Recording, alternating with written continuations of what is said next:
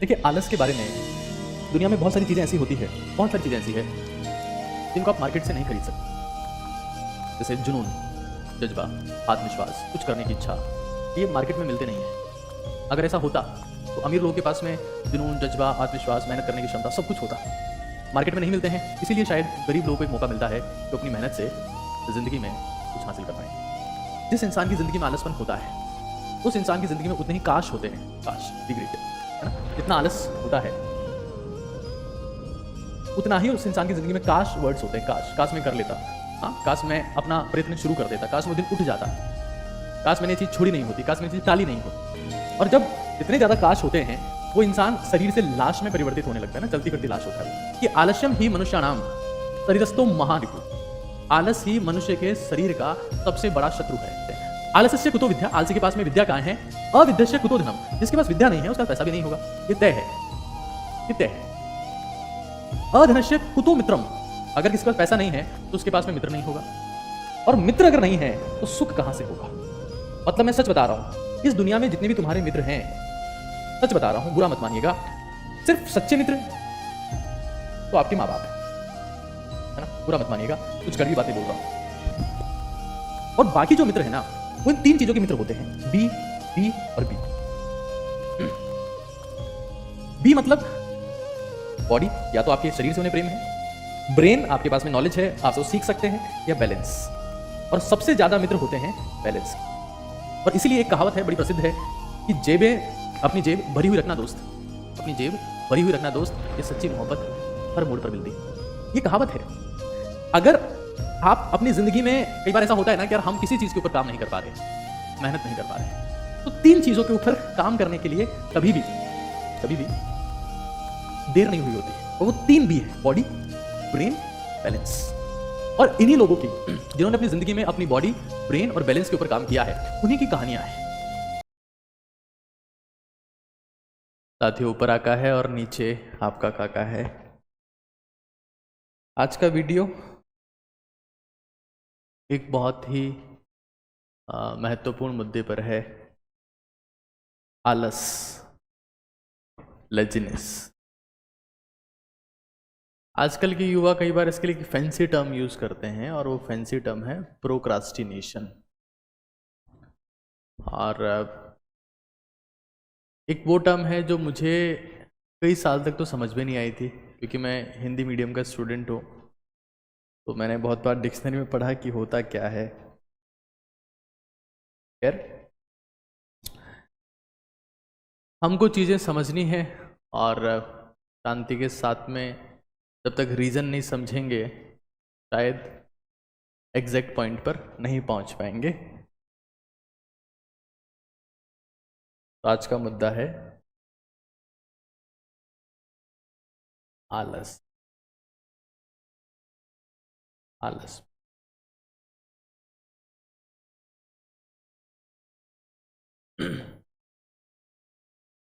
देखिए, आलस के बारे में दुनिया में बहुत सारी चीज़ें ऐसी होती है, बहुत सारी चीज़ें ऐसी है जिनको आप मार्केट से नहीं खरीद सकते। जैसे जुनून, जज्बा, आत्मविश्वास, कुछ करने की इच्छा, ये मार्केट में मिलते नहीं हैं। अगर ऐसा होता तो अमीर लोगों के पास में जुनून, जज्बा, आत्मविश्वास, मेहनत करने की क्षमता सब कुछ होता। मार्केट में नहीं मिलते हैं, इसीलिए शायद गरीब लोगों को एक मौका मिलता है कि अपनी मेहनत से ज़िंदगी में कुछ हासिल कर पाएं। आलस के बारे में बात करें तो आलस कुछ ऐसा दिखाई पड़ता है, शायद ये सबसे बेस्ट रिप्रेजेंटेशन है कि आपने एक अलार्म सेट किया हुआ है, 6:45, 6:50, 6:55, 7:75, और आप आनंद ले रहे हैं कि भाई एक के बाद दूसरा बजेगा, दूसरे के बाद तीसरा बजेगा, तीसरे के बाद चौथा बजेगा। मैं आपको सच बता रहा हूं, अगर आप अलार्म बजने के बाद उठते हैं तो आप कभी नहीं उठेंगे। उठता वही इंसान है जो अलार्म बजने से पहले उठ जाता है, क्योंकि जिसमें मन में इच्छा होगी, जबकि सबकॉन्शियस माइंड में ये मैसेज होगा कि यार मुझे उठना है, वो अलार्म बजने का वेट नहीं करता है, वो अलार्म बजने से पहले ही उठ जाता है। और ऐसा अक्सर तब होता होगा जब कुछ सीरियस काम आपको करना होता होगा, जैसे मान लीजिए आप किसी ट्रिप पर जा रहे हैं, हाँ, कुछ ऐसा चीज़ है कि आप अपने दोस्त से मिलने जा रहे हैं, कहीं दूर जाना है, तो आप अलार्म का वेट नहीं करते। उस केस में आप अलार्म का वेट नहीं करते हैं, आप चले जाते हैं, आप उठ जाते हैं। और मैं आपको सच बता रहा हूँ, इंसान जो अलार्म बजने के बाद उठता है वो सोता ही रहता है। फिलहाल आलसपन की जहां तक बात है, तो इसे दूर करने की दवा मार्केट में नहीं मिलती।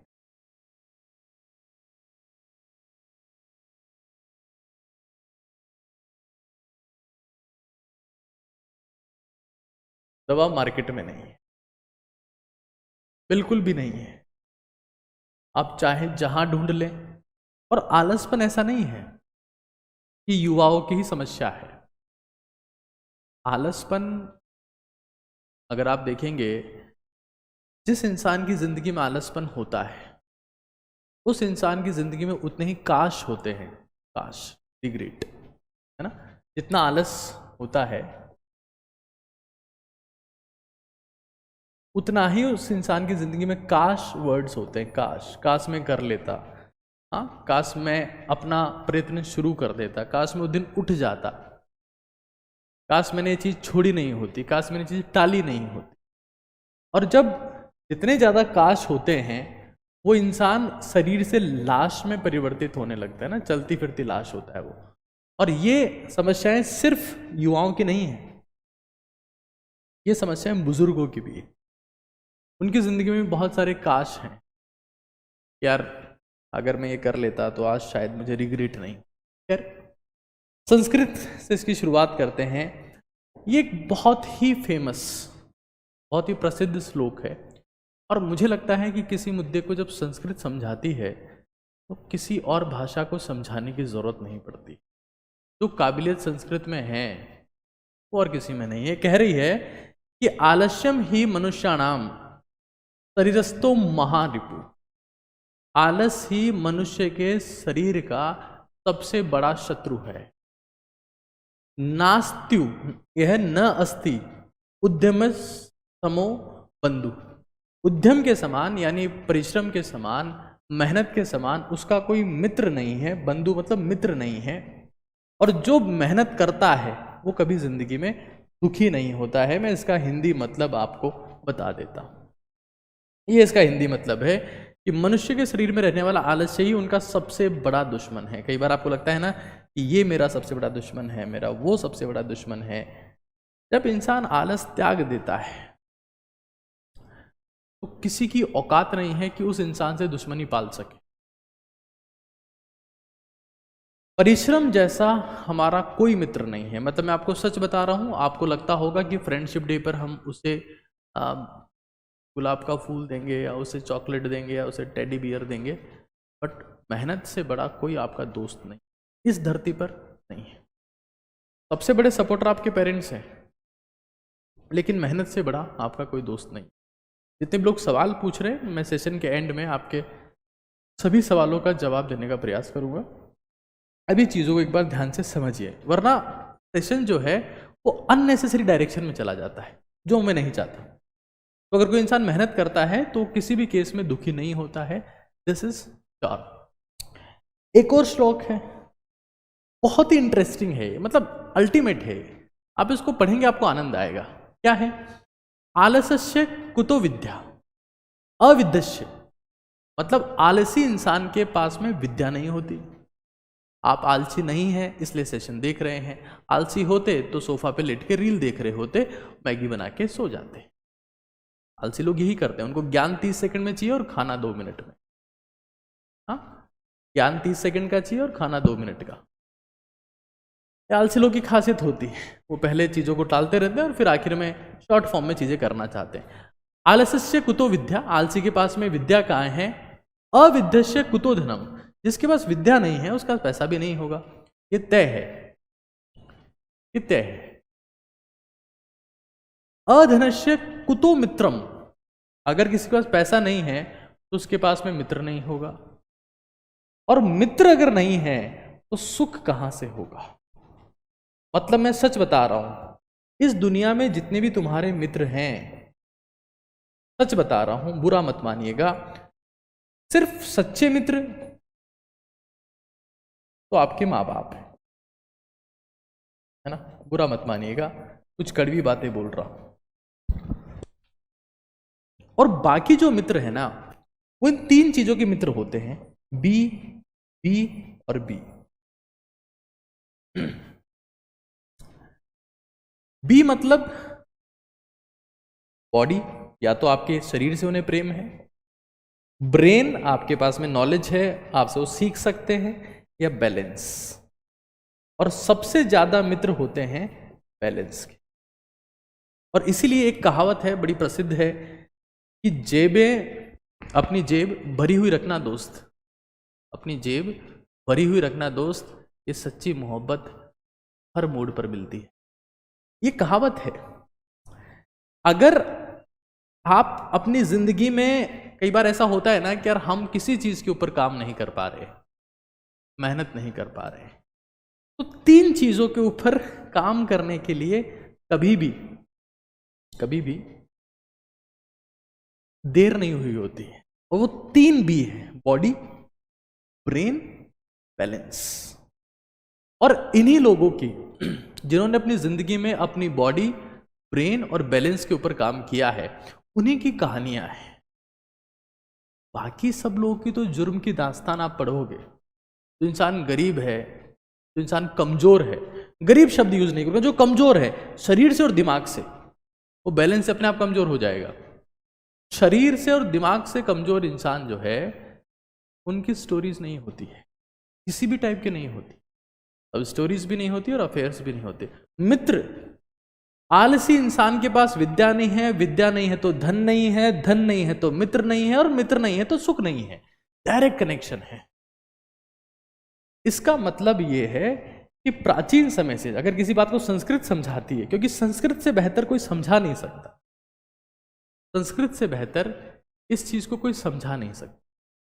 मैं संस्कृत कितना समझाती है, एक बहुत सिंपल एग्जाम्पल के थ्रू बताता हूं आपको। संस्कृत की क्या समझ है, इसका पहले हिंदी मीनिंग बता देता हूं कि आलसी इंसान को विद्या कहाँ, विद्याहीन को धन कहाँ, धनहीन को मित्र कहाँ, मित्रहीन को सुख कहाँ। जिंदगी में कुछ प्राप्त करना है तो सबसे पहले आलस वाली प्रवृत्ति का त्याग करना पड़ेगा। और कैसे करते हैं मैं उसको समझाऊंगा। लेकिन संस्कृत की क्या ताकत है? कई लोगों को लगता है कि यार अंग्रेजी में क्षमता है, संस्कृत में जो है वो कुछ पावर नहीं है, या हिंदी में ताकत है, या फारसी में, फ्रेंच में, जर्मन में क्षमता है। लेकिन जो संस्कृत की पावर है वो तो किसी में है ही नहीं। ये देखो, ये संस्कृत का एक श्लोक है, ददाति प्रतिगृह्णाति। संस्कृत पे ना जाकर इसका हिंदी में नहीं आपको बता रहा हूं क्या लिखा हुआ है इसमें। लेना देना, लेन देन होना, खाना खिलाना, रहस्य बताना और उन्हें सुनना, ये सभी 6 प्रेम के लक्षण हैं। और मुझे दुनिया की कोई भी भाषा इतने सरल शब्दों में अगर प्रेम की व्याख्या कर दे तो मैं कहूंगा कि वो महानतम भाषा होगी। और इसलिए कहा जाता है कि संस्कृत देवों की भाषा है, इसमें क्लैरिटी है, इसमें इफ बट नहीं है, जो है वो है।